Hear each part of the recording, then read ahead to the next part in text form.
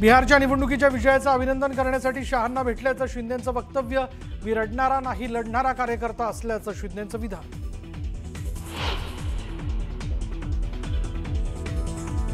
शिंदेंचे मंत्री आता त्यांचं ऐकत नाहीत। शिंदेंच्या मंत्र्यांचे बॉस आता फडणवीस। अंबादास दानवेंची टीका, तर दानवेच त्यांचा बॉस बदलण्याची तयारी। दानवेंना उदय सामंतांचं उत्तर।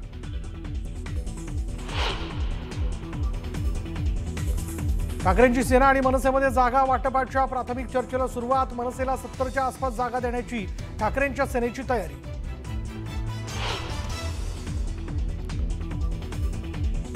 पार्थ पवारांचं टॉवर लोकेशन काढा, मोठा उलगडा होईल। पार्थ पवारांचं नाव FIR मध्ये टाकावं लागेल, तर अजित पवारांना राजीनामा द्यावाच लागेल। पुणे जमीन गैरव्यवहार प्रकरणावरून अंजली दमन यांचा पुनरुच्चार।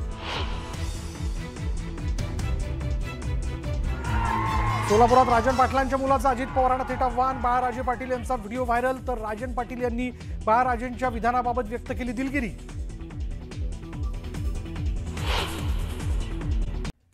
घराणेशाहीवरून काँग्रेसवर टीका करणाऱ्या भाजपमध्ये घराणेशाहीचं पेव फुटलंय। नांदेडच्या लोहा नगर परिषद निवडणुकीमध्ये भाजपनं एकाच कुटुंबातील 1-2 नव्हे तर तब्बल 6 व्यक्तींना उमेदवारी दिली आहे। त्यामुळे पार्टी विथ डिफरन्सचा विरोध मिरवणाऱ्या भाजपवर टीकेची झोड उठली आहे।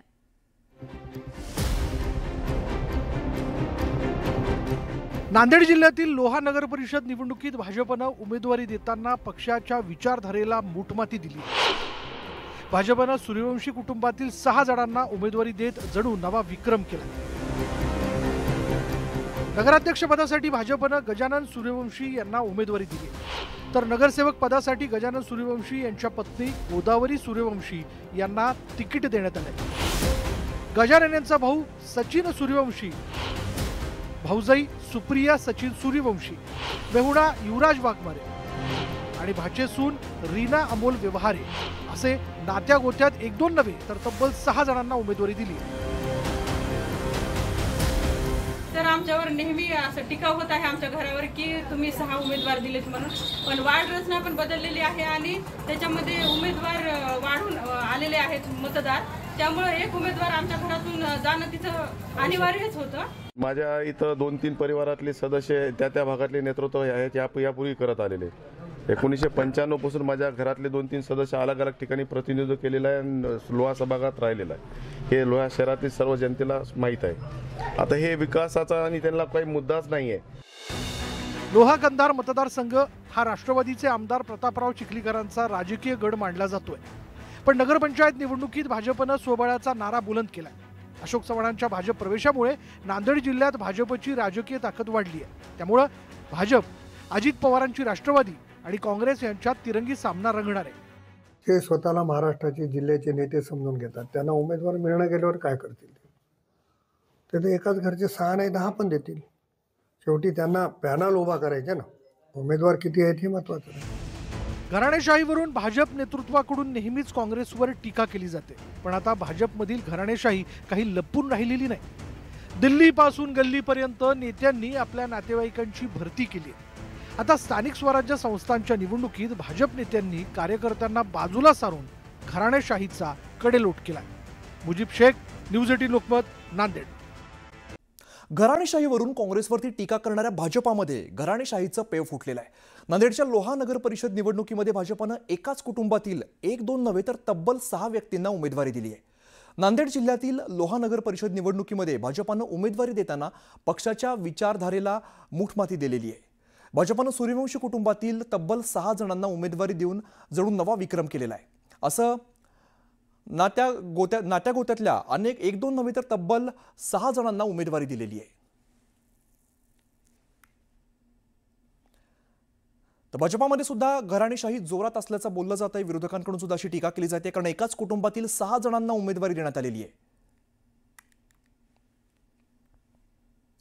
नगराध्यक्ष पदासाठी भाजपाने गजानन सूर्यवंशी यांना उमेदवारी दिलेली आहे, तर नगरसेवक पदासाठी गजानन सूर्यवंशी यांच्या पत्नी गोदावरी सूर्यवंशी यांना तिकीट दिलेलं आहे। गजानन यांचा भाऊ सचिन सूर्यवंशी, भाऊजाई सुप्रिया सचिन सूर्यवंशी तसंच मेहुणा आपण बघतोय एकाच कुटुंबात 6 जणांना उमेदवारी बघायला मिळते। यामध्ये गजानन सूर्यवंशी आहेत, त्यांना नगराध्यक्ष पदाची उमेदवारी दिली आहे। तर गोदावरी सूर्यवंशी गजानन सूर्यवंशी यांच्या पत्नी आहेत, त्यांना नगरसेवक पदासाठी भाजपाकडून उमेदवारी देण्यात आलेली आहे. सूर्यवंशी कुटुंबातील तब्बल 6 जणांना उमेदवारी दिलेली आहे.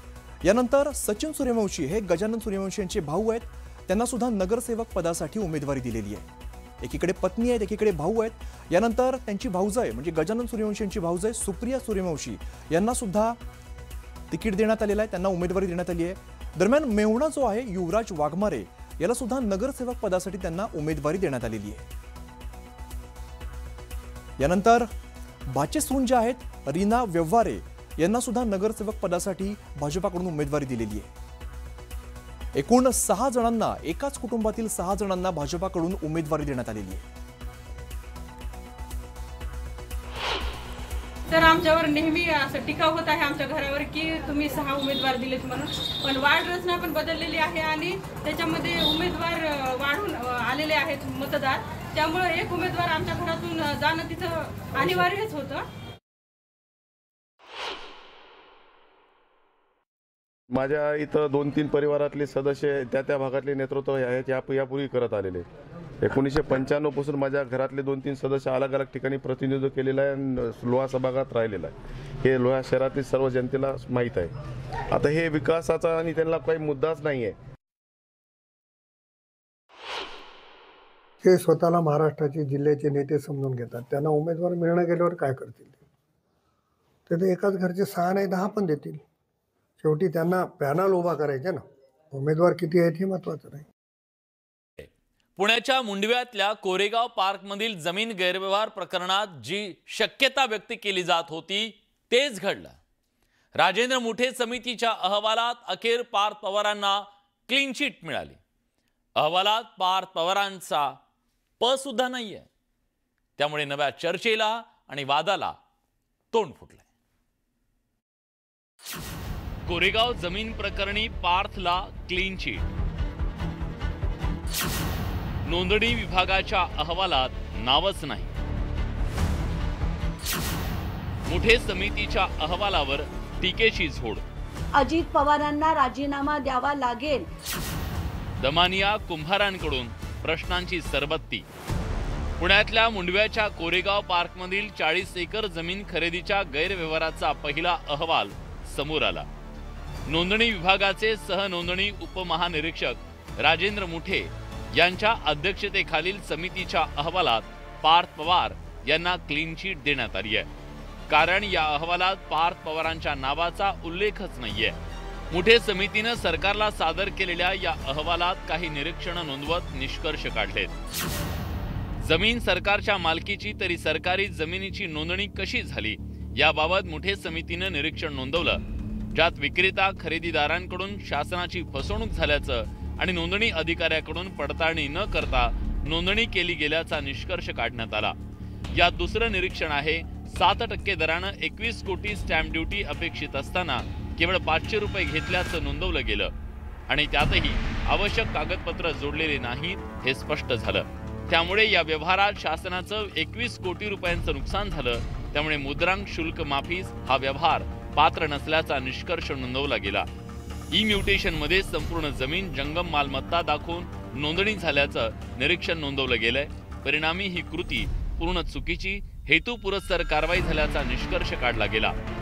खरेदीदारांनी आवश्यक प्रमाणपत्र दिलं नाही, वेगळा मसुदा तयार करून नोंदणी झाल्याचं निरीक्षणात आलं, ज्यातून दिशाभूल आणि फसवणूक झाल्याचा निष्कर्ष नोंदवण्यात आला. या अहवालातून जमीन खरेदी व्यवहारात गैरव्यवहार झाल्याचा ठपका ठेवण्यात आला. पण ज्या कंपनीनं ही खरेदी केली त्या कंपनीचे 99% शेअर ज्यांच्याकडे आहेत त्या पार्थ पवारांना यातून आश्चर्यकारकरित्या वगळण्यात आलं.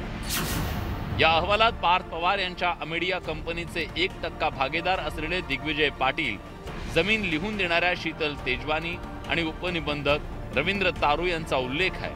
दिग्विजय पाटील आणि शीतल तेजवानी यांच्यावर गैरव्यवहाराची जबाबदारी निश्चित करण्यात आली. तसंच भविष्यात असे गैरव्यवहार होऊ नयेत यासाठी मुठे समितीनं शिफारस देखील केली आहे. पण स्थावर मालमत्ता असलेल्या जमिनीला जंगम मालमत्ता दाखवून व्यवहार करणाऱ्या महाभाग अधिकाऱ्यांचे गॉडफादर शोधण्याची मागणी आता केली जाते. जमिनीला जंगम मालमत्ता समजणारं आपलं ऐतिहासिक जे पौराणिक पात्र आहे ते म्हणजे पवनपुत्र हनुमान. त्यानंतर तशी करामत फक्त महाराष्ट्रातले अधिकारीच दाखवत आहेत असं नक्की म्हणता येईल. पण पवनपुत्र हनुमानाने एका चांगल्या हेतूने ते काम केलं होतं, परंतु हे जे प्रशासनातले बजरंग आहेत यांचा राम कोण आहे ते माहिती नाही. सगळे मोकाट फिरत आहेत, अगदी सांडासारखे फिरत आहेत. मोकाट म्हणजे पूर्ण स्टॅम्प ड्युटी चोरून, घोटाळा करून, सरकारी जमिनीची खरेदी विक्री करून. हे काय SDOना माहीत नाही, कलेक्टरला माहीत नाही, झोपले होते काय?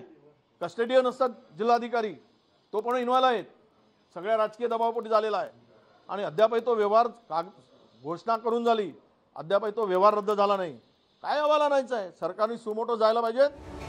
मुठे समितीच्या या अहवालावर सामाजिक कार्यकर्त्या अंजली दमानी यांनी आक्षेप नोंदवत पुन्हा एकदा पार्थ पवार आणि अजित पवारांवर हल्ला चढवलाय. तसंच सूर्यकांत येवलेंच्या अटकेची मागणी दमानी यांनी लावून धरली आहे. मीडियाची माणसं, त्यांचे बाउन्सर, त्यांचे वकील तिकडे जाऊन त्यांनी दादागिरी केली. आज सकाळपासनं मी या RTI साठी मी त्यांना आधी त्यांच्याकडनं पब्लिक डिस्क्लोजर खाली पोलीसकडनं मागणी केली. मग मी ईमेल पाठवलं, सकाळपासून त्यांना RTI पाठवून सगळं पाठवून झालं होतं. आत्ता माझ्या हातात हा कागद आला आणि हा महाराष्ट्राचं राजकारण नक्कीच यांनी ढवळून निघेल. कारण आता अजित पवारांना राजीनामा द्यावा लागेल आणि पार्थ पवार यांच्या CDRवरनं तात्काळ त्यांचा CDR मागवावा. त्याच्यात ते जे कोड येतं त्याच्यावरनं 2.5 किलोमीटरच्या पेरिफेरीमध्ये पार्थ पवार कुठे होते याचा देखील शोध लागेल. ही माणसं कोण होती याचा देखील शोध लागेल. आणि आत्तापर्यंत जे पार्थ पवारचं नाव FIR मध्ये घातलं गेलं नाहीये ते होईल. हे स्वयंघोषित समाजसेवक परदेशातून येऊन अजितदादावरती टीका करतात. या टीकेमागचं कारण फक्त त्यांचं रिचार्ज कुठंतरी झालं असेल म्हणून हे अजितदादावरती टीका करतायत. कोरेगाव पार्कमधील जमीन गैरव्यवहार प्रकरणावरून अजित पवारांची चांगलीच कोंडी झाली आहे. पण आधी पोलिसांनी, आता मुठे समितीनं पार्थ पवारांचं नाव न घेता एक प्रकारे पार्थ पवारांना क्लीन चिट दिली आहे. त्यामुळे पुण्याचे पालकमंत्री आणि राज्याचे अर्थमंत्री असलेल्या अजित पवारांसाठी हा दिलासा मानला जातोय. पण ज्या पद्धतीनं हा तपास सुरू आहे त्यावर आता आक्षेप घेतला जातोय. त्यामुळे पुढे या प्रकरणात काय घडतं याचा अंदाज लोकांना येऊ लागलाय. शरद जाधव, न्यूज 18 लोकमत, मुंबई.